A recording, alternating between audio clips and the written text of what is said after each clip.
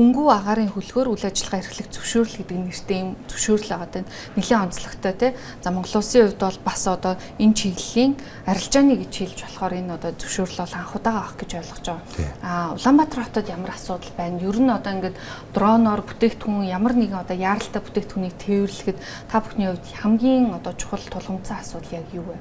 Манай цагуурын асуудлууд их байна. Цагуурын асуудал бид нар их хит хүүтрэхээр бас дроны үйл ажиллагаанд бол нөлөөлөх тохиолдлууд гарч байгаа. Ийм үед бол бид нар одоо аюулгүй байдлаа хангах үүднээс нийслэг хийхгүй байх гэдэг юм уу те. Ийм асуудлууд бол үүсэж байгаа. Энэ дээр бол одоо бид нар буцаага технологийн сайжруулалтууд хийж ийж те одоо өөрөөр хэлбэл энэ хүүтэнд төсвөртэй хэмжээнд байлгахжиж одоо нисэх ийм дараагийн арга хэмжээний асуудлууд байна. Нөгөө талаас бол хот төлөвлөлтийн гэсэн юмуд бол байгаад байгаа. Одоо их өндөр барилгатай хэсгүүд хүн ам их цугсан газруудыг бид нар аль болох тойрч маршрутаар зурдаг байгаа. Тэгэхээр энэ маань өөрөө бас одоо жишээ нь яг очих ёстой газар очиход хэцүү байдаг ч гэдэг юм те. Жишээлбэл одоо энэ засгийн газрын ордны хажуу талын төрийн тусгай эмнэлэг ч гэдэг юм те. Тийшээ бид нар бол хүрэх боломжгүй яагаад тэгэхээр эргэн тойронд дрон нисэх боломжгүй ч гэдэг юм те. Гэсэн ийм шалтгаанууд бас байгаад байгаа. Онцгой объект учраас. Тийм засгийн газрын ордон тагнуулын ерөнхий газар гэдэг онцгой объектуудын хажууд байгаа учраас тэднэр бол жишээ нь сурах боломжгүй байдаг ч гэдэг юм те. Ийм шалтгаанууд бас байгаа. Улаанбаатар хот бас нөгөө зарим цагуурын одоо байгууллагын мэдээлэлээр бол нэлээд салхитай тий ийм одоо онцлогтой хот гэж яригддсан байлээ. Тэгээд яг одоо ийм онцлог нь бас та бүхний үйл ажиллагаан дээр илэрсэн үү? Илэрсэн. Ер нь бол бид нар чин буцаага бас нөгөө талаас харах юм бол далайн түвшнээс дунджаар 1000 гаруй метрийн өндөрт байгаа хүмүүс шүү дээ. Тэгэхээр далайн түвшнээс ингээд дээшлэх тусмаа агаарын ятшилтмаа сэрэг болоод эхэлж байгаа. Тэгээд агаармаа сэрэг болоод ирэхээр яах вэ гэхээр дээшээ хөөрөх гэж байгаа юм маань тэдний хэмжээний хүтэн чадал зарцуулна гэсэн. Тэгэхээр далайн түвшин дээр 0 түвшинд байгаа үед ашиглах батарей Монголд бол дор хаяж 10% багаснаа гэсэн. Илүү их одоо батарей зарцуулна ч гэдэг юм уу те. Тэгэхээр иймэрхүү шалтгаанууд бол гарч ирдэг. Дээрээс нь нэмээд одоо өөрчлөлт хийснээр салхины асуудал байна. Салхи бол хүчтэй үе ялангуяа хаврын хавсрагны үеэр бол одоо бид нар 15 м/с дээшээ салхинд бол нисэхгүй заалттай явж байгаа чинь. Тийм байгаа. Дроны хүргэлт гэдэг бол манайхаас Монголоос бусад улсад бол хэдийнэ нэвтэрсэн. За одоо 2025 оны жишээгээр бол Эверестийн оргилд байгаа одоо тэ уулчтад бол яаралтай одоо хүнсний тусламж ч юм уу тийм ийм бүтээгдэхүүнүүдийг бол хүргэж ирсэн. За олон улсад бол бүр хэдийнэ дроноор бол хүмүүлийн тусламжуудыг бол хүргээд эхэлсэн. Тэгэхээр Монголд одоо энэ шинээр орж ирж байгаа. За одоо шинэ ийм үйлчилгээн дээр цаашаад анхаарах шаардлагатай, ерөн зөөр зохицуултын хувьд хийх шаардлагатай ямар ажлууд байна гэж харж байна.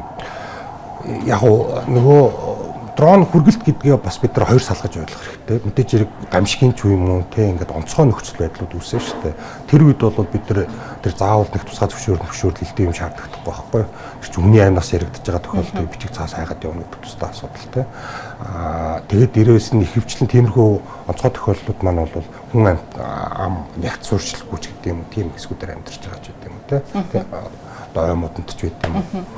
Энэ тохиолдолд бол нэг тусдаа асуудал. Нөгөөх нь бол яг өдөр тутмын тогтмол нислэгийн асуудал. Бидний хувьд гэх юм бол энэ Иргэн засгийн ерөнхий газраас авсан энд 102 гэдэг зөвшөөрөл маань бол тогтмол нислэг үйлдэх эрх авч байгаа. Тийм. Тэгэхээр өөрөөр хэлбэл одоо жишээ нь юу гэдэг Яат Улаанбаатар Бээжингийн хооронд тогтмол нислэг гэдэгтэй адилхан бид нэр одоо юу гэдэг цус хэлбэл судлалын үндэсний төвөөс одоо евро их нэлгсэн эмнэлэг рүү тогтмол нислэг үлднэ гэдэг ийм байдлаар зөвшөөрөл авчиж байгаа гэсэн. Тэгэхээр маршрутаа батлуулаад энэ маршрутын дагуу бид нар ниснэ.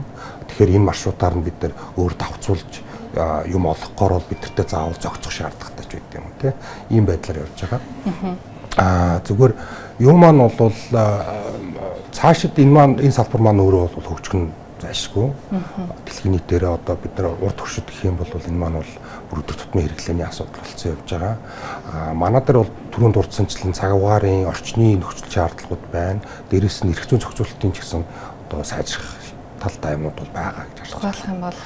Тухайлах юм бол одоо бид нар энэ маршрутыг одоо нэг бүрчилж ингэж нөгөө бид нар ч өөрсдөө авиа компанитай бараг ойролцоо зохицуулалтаар яваад байгаа байхгүй. Тэгэхээр энэ маань бол бид нар чинь зүгээр нэг стартап компани юуны хувьд бол жоохон хүндрчээд ирж байгаа гэсэн тийм. Тэгэхээр энэ маршрутыг илүү уян хатан олгодог ч байт юм уу те. Энэ дээрээ буцаагаад нөгөө нэг агарын зайн зохицуултууд одоо жишээ нь газрын гадаргаас 150 м-ээс дээш бол Улаанбаатарт юу эсдэг тэргийн нисэх зохицуулалттай. Бид нар 120 м-ээс доош нисэх зохицуулалттай байдаг. Тэнгүүд 120 м-ээс доошоогоо мөртлөө өндөр байшингууд ч өөрсдөө зарим 100 м удаа явчихж байгаа. Тэгэхээр энэ хооронд бид нар яаж маршрутаа зохицож зурах вэ гэдэг асуудал гарч ирэх гэдэг юм уу те.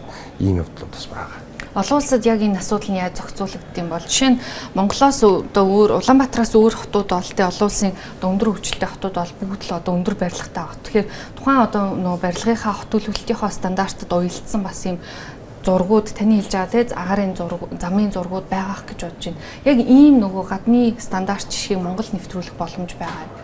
Боломж байгаа гэж харж байгаа. Бид нэр эхний ээлжинд бол одоо Япон улсын зам тээврийн яамтай хамтраад Улаанбаатар хотын 3D модель босгох бас нэг юм төсөлд хэрэгжүүлээ явж байгаа. Энэ маань болохоор яах вэ гэхээр одоо бидний нисэж байгаа маршрутын дагуу төв барилгын өндөрчлөлт энэ хэмжээ тэрнийхээ дагуу ингэж тойрсон хонгил үүсгэж ингэж явах. Иймэрхүү зурагчлалтын асуудлуудыг гаргаж ирж байгаа. Тэгэхээр иймэрхүү байдлаар технологийн давуу талуудыг ашиглаад одоо энэ өнөөдрийн байгаа нөхцөл байдлыг бас сайжруулах боломжтой гэж харж байгаа. Олон улсад юу яадаг вэ гэхээр UTM гэдэг систем байдаг. Энэ маань болохоор одоо нэг иргэний хэсгийн зохицуулах байгууллагууд маань болохоор агаарт нисэж байгаа юмнуудыг нэгтгээд харддаг ч гэдэг юм уу те. Агарын зайн зохицуулалтаа хийдэг ийм систем байгаа. Тэрэнд одоо өөрөөр хэлбэл UTM гэхээр нөгөө unmanned бол авчиж байгаа трафик менежмент гэдэг те. Тэгэхээр өмнө нь бол бид нар чинь зөвхөн managed буюу те агарын хөдөлгөөд нисдэг тэрэг онгоцог гэсэн юмудаа хяндаг байсан бол нэмээд unmanned-ыг оруулаад ирчихэж байгаа гэсэн үг юм. Манай дээр миний ойлгож байгаагаар бол иргэн засгийн ерхий газрын төсөл манаас адилхан хэрэгжиж явж байгаа гэж ойлгож байгаа. Систем нь бол удахгүй ашиглалтанд орох юм болов уу гэж ойлгож байгаа. Нэг удаад одоо дроны хүргэлт хийхэд мэдээж дроныхоо нөө төрлөөс хамаарах бах те. Ямархуу хэмжээний одоо нөхчин чадалтай даацтай ийм бүтээгдэхүүнийг Улаанбаатар хотын энгийн жирийн одоо энэ хүргэлтэнд хийх боломж байна. Яг одоо манай ашиглаж байгаа 25 онд ашиглаж байгаа болон 24 онд ашигласан хоёр загварын дронууд маань аль аль нь бол 5 илийн даацтай байсан. Дроны өөрөх хэмжээ 20 ил орчим. Тэгээд 5 илийн даацтай нийт агаар дээр 25 ил ниснэ гэсэн үг байна.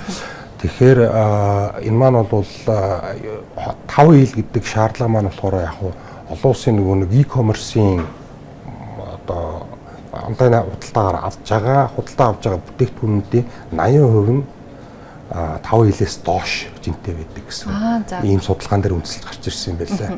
Тэгэхээр 5 ил гэдэг бол ер нь ядаж юмны ихэнхийг нь зөөчгнө гэсэн ийм хэлэлтэн дээр байгаа даа.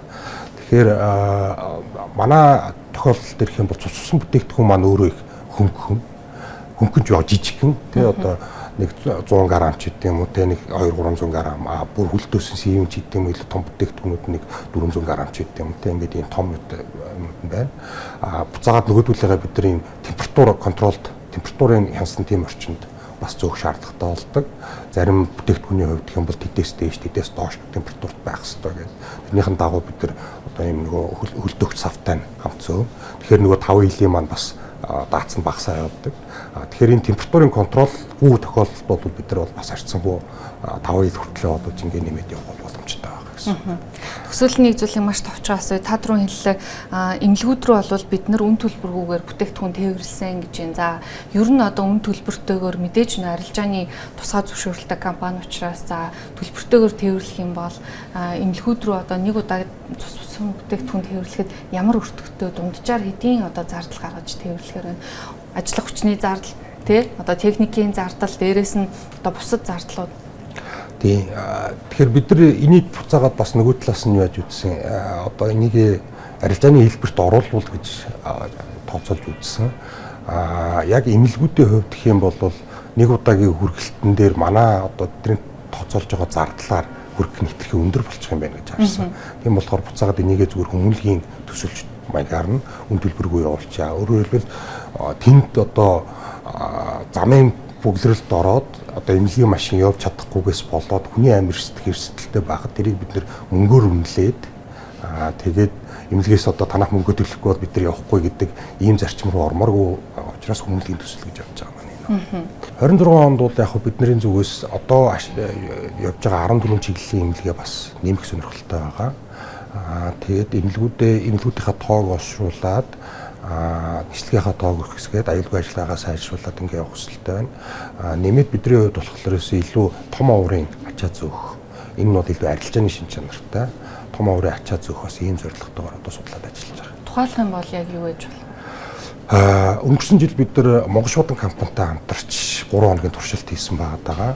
Мөн түүнээс гадна хоол хүргэлтийн одоо ток компанитай хамтарч хоол хүргэлтийн туршилт хийсэн.